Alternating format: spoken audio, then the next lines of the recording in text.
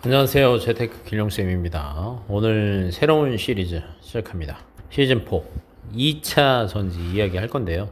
제가 요즘에 제 카톡방이나 DM에서 진짜 많이 받는 질문 중에 하나인데, 길룡쌤 2차 전지 진짜 끝난 거 아니에요? 이렇게 묻는 분들 진짜 많습니다. 왜냐면 올해 1분기 한국 배터리 3사가 실적 발표를 했습니다. LG엔솔 영업손실 2078억, 삼성 SDI 영업손실 약 1,556억, SK온 3,492억. 3사 합산 영업손실이 7,100억이 넘거든요. 어마어마한 적자죠. 근데 여기서 중요한 것 중에 하나가 뭐가 있냐면, 같은 시기에 인터배터리 2026 주제가 뭐였냐면 EV를 넘어선 모든 것으로의 확장이었습니다.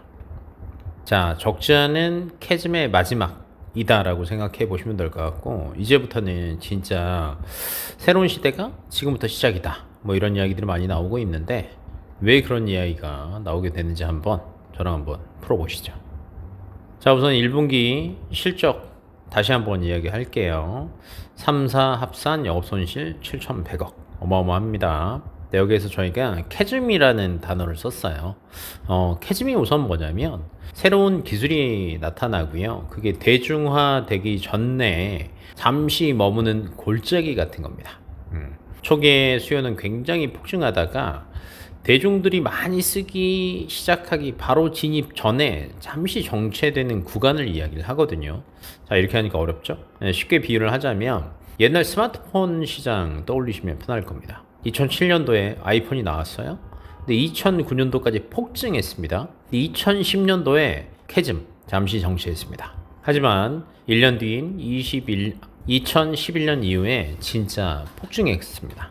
자, 전기차도 같은 패턴이에요. 20년 폭증했고요. 23년도에 최고점 찍고 24, 25 캐즘 구간에 들어가고 있고요.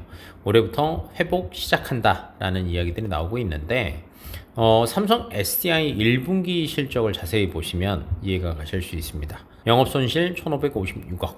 전년 동기 대비하면 64.2%가 축소됐습니다. 그리고요, 당기 순이익은요 561억으로 흑자 전환했습니다. 드디어 흑자 전환 신호가 나온 겁니다.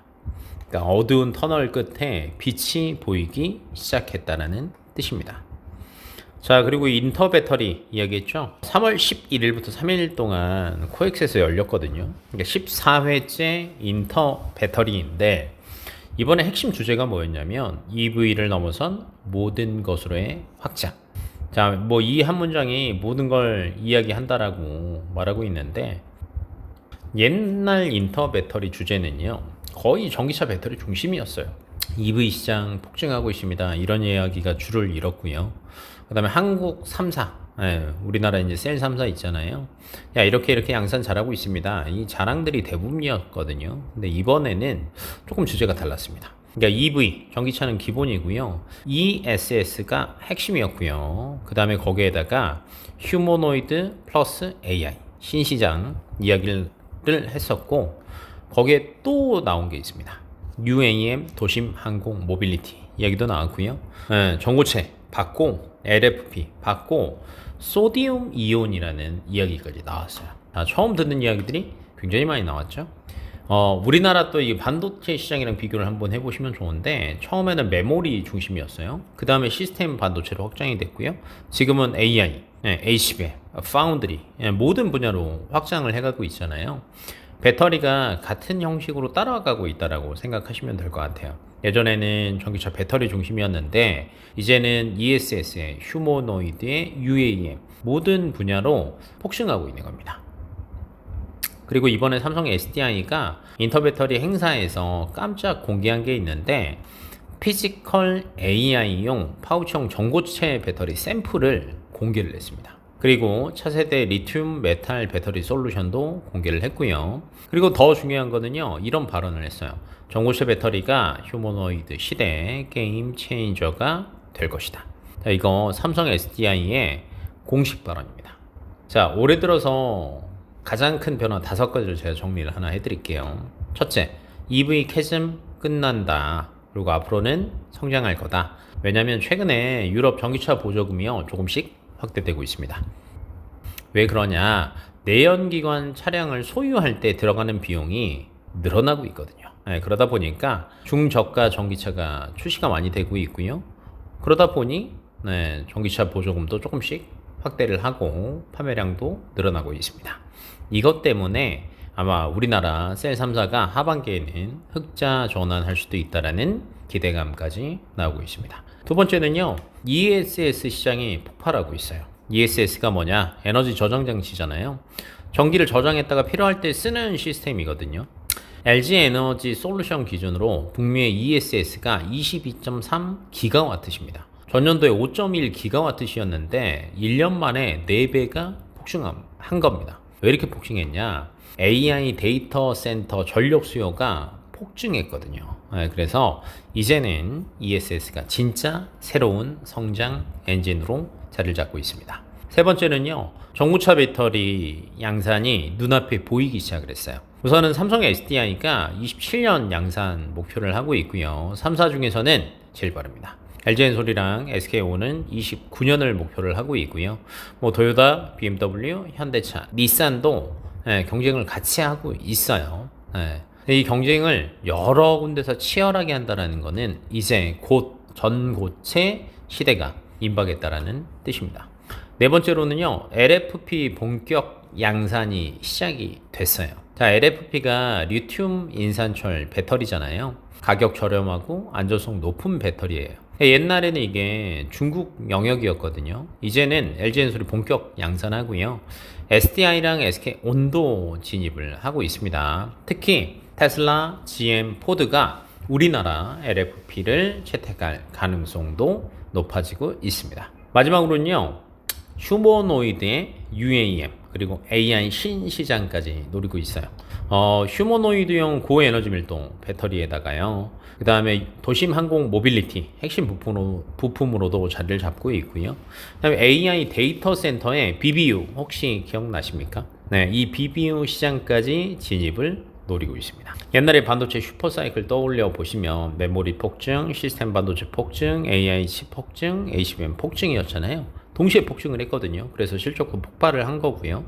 배터리도 같은 사이클입니다. EV 회복, ESS 폭증, 전고체 양산, LFP 진입, 휴머노이드 진입, 5가지가 동시에 오다 보니까 올해는 진짜 우리나라 2차 전지가 슈퍼사이클 시작점에 들어간다라는 이야기까지 나오고 있습니다. 자, 그러면 3사 비교 한번 해드릴게요. 먼저 LG 에너지 솔루션이에요. 글로벌 1위 배터리 셀 제조사고요. 특히 북미 ESS 시장에서 압도적인 1위입니다. 그리고 최근 들어서는요, LFP 양산도 본격화하고 있고요. GM, 스탈란티스, 혼다랑 합작까지 하고 있습니다. 핵심은요, ESS 더하기 LFP입니다. 다음은 삼성 SDI예요. 전고체 양산 27년으로 최선두에 있고요. 최근 들어서 피지컬 AI용 전고체 샘플도 공개를 했습니다. 그리고 비중국형 각형 ESS는 유일하게 생산을 하고 있고요. 1분기 때 당기순이익 흑자 전환했어요. 그리고 휴머노이드 시대에 들어간다라고 하면 정말 이게 게임 체인저가 될 수 있다라는 이야기가 나올 정도로 전고체에다가 휴머노이드를 얹고 있습니다. 자, 마지막으로는요, SK온이에요. 포드, 현대차랑 합작했고요. 그 다음에 CTP 통합 패키지 솔루션을 공급을 하고 있고요. 강점 중에 하나는 액신 냉각 기술을 가지고 있습니다. 그리고 미래에 대한 거는 AMR 로봇으로 확장을 하고 있어요. 3사 모두 최근 들어서 전기차 외신 시장으로 확장 중입니다. 작년까지만 보더라도 2차 전지는 사실은 캐즘의 한가운데 있었다라고 생각을 해보시면 좋을 것 같고요. 올해 들어서면서 점점 캐즘의 끝을 향해 가고 있습니다. 그리고 과거의 2차 전지 같은 경우에는 양극재, 음극재, 분리막, 소재 중심이었거든요. 이제는 조금 달라졌어요. 전고체, LFP, ESS, 휴머노이드, 이렇게 신시장 중심입니다. 자, 우선 10편 로드맵부터 전부 알려드리겠습니다. 1편은요, 2차 전지 이제 달라지고 있다라는 이야기를 한번 해볼 거고요. 2편에서는 전고체 배터리에 대해서 저희가 한번 풀어볼게요. 3편은 LFP를 이제 본격적으로 우리나라가 양산을 한다라고 얘기했잖아요. 그래서 LFP랑 NCM의 차이, 또는 한국 LFP의 차별 포인트에 대해서 이야기를 해볼 거고요. 4편에서는 ESS 시장 이야기할 겁니다. 그리고 5편은요, 미국 IRA에다가 트럼프 변수까지 이야기를 한번 해볼 거고요. 6편에서는 휴머노이드와 융합되는 2차 전지. 그 다음 7편에서는요, 소디움 이온 처음 들어봤죠? 네. 이거에 대한 신기술까지 이야기를 한번 해볼 거고요. 8편에서는 양극재, 음극재 재평가. 9편은 글로벌 패권 전쟁에서 우리나라가 어떤 위치를 차지하고 있는지까지 한번 확인을 해볼 거고, 마지막 시즌4 완결에서는 성향별 접근법까지 한번 저희가 풀어보겠습니다. 자, 그리고 2차 전지 좋은 이야기들 많이 했죠. 하지만 2차 전지에 좋은 이야기만 있는 건 아닙니다. 리스크도 분명히 존재하겠죠. 리스크 알려드릴게요. 우선은요, 1분기 적자가 진짜 큽니다. 3사 합산 영업손실 7,100억. 하반기 흑자 전환 기대는 하고 있지만 아직은 기대치입니다. 보장은 안 되어 있어요. 두 번째로는요, 트럼프의 IRA 변수까지 있습니다. 아직까지는 AMPC 보조금 의존도가 진짜 큽니다. 만약에 트럼프 행정부가 정책을 바꾼다?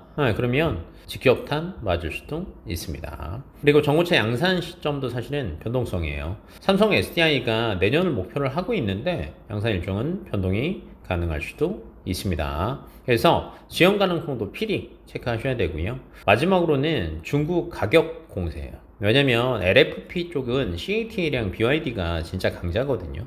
근데 이게 가격 경쟁이 치열합니다. 그러다 보니까 우리나라 같은 경우는 이 가격에 밀릴 수도 있다는 것도 꼭 체크를 해보셔야 됩니다. 자, 시즌4 1편 벌써 끝났습니다. 앞으로가 더 재밌을 것 같죠? 그래서 저희가 2편에는 전고체 배터리 한번 풀이해 볼 테니까 내일 또 한번 기대해 보시면 좋을 것 같습니다. 자, 공부가 쌓이면 계좌 앞자리가 바뀝니다. 자, 이상 재테크 길룡쌤이었습니다. 다음 편에서 또 만나겠습니다.